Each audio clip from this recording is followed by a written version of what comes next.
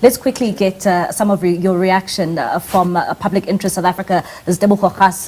He's on the line now. Tebogo, thank you once again for your time. Give us your reaction as Public Interest South Africa when it comes to now the decision we have seen from the president of the country placing the Minister of Police on special leave, and also in that regard now putting in an acting minister in the police department.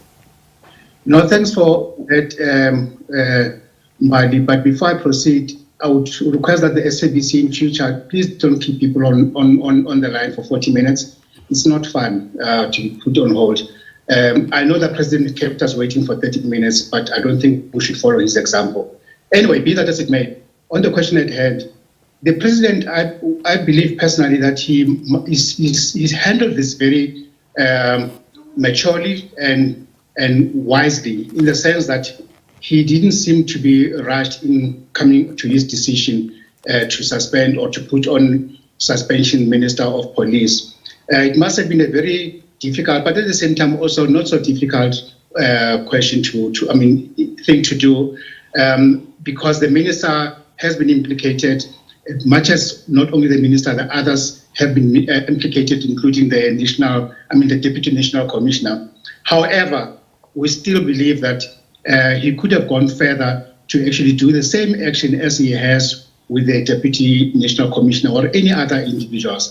But to leave it to the commission that he's now set in motion, which might take 3 months, that might be a bit too inordinate a time to give to those who are actually under a process of any investigations, especially in the event that this commission doesn't hit the ground immediately, like tomorrow, in terms of making decisions, including that which the president has delegated to them, including putting on leave or taking action in terms of those that are implicated.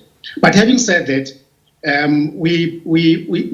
what this has exposed is just a systemic failure in the oversight mechanism in the criminal justice system, whereupon it has led to no less a provincial head of a police system to come and make such damning allegations against some within the system itself. In fact, most of the people within the system.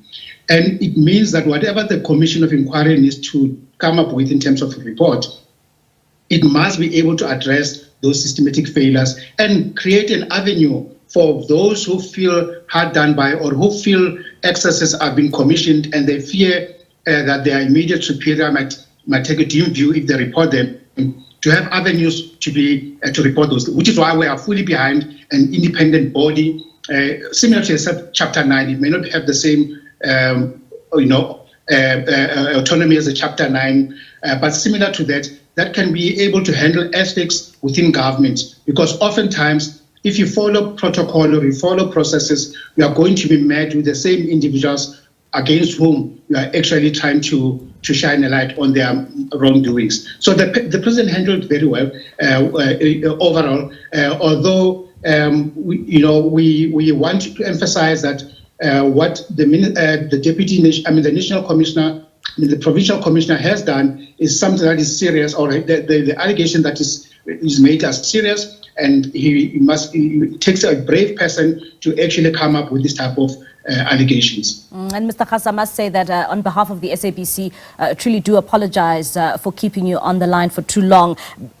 On that note, I just want to talk about the acting minister now, Feroz Kachalia. Of course, looking at his track record, National Anti-Corruption Advisory Council, as well as previously served as an MEC for community safety. Does this inspire any public confidence, particularly in the security cluster?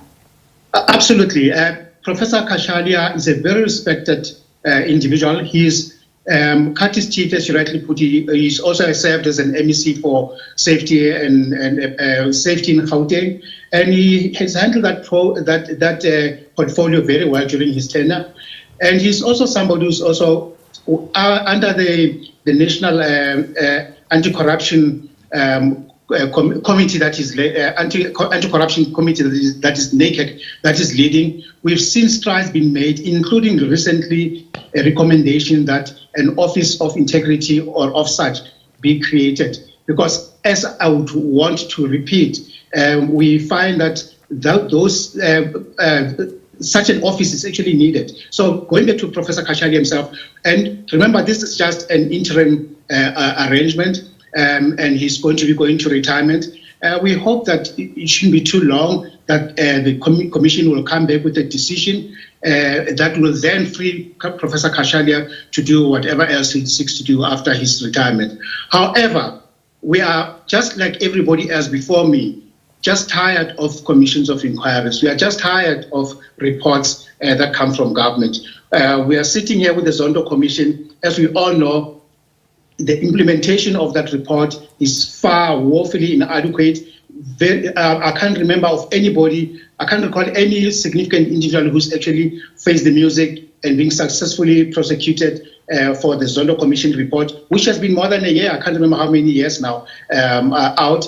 And yet we are hoping that in this instance, given the gravity and the nature of the accusations or the allegations, the potential issues of national security, we hope that the president will not sit on this report just as he has done with so many papers and reports that he has.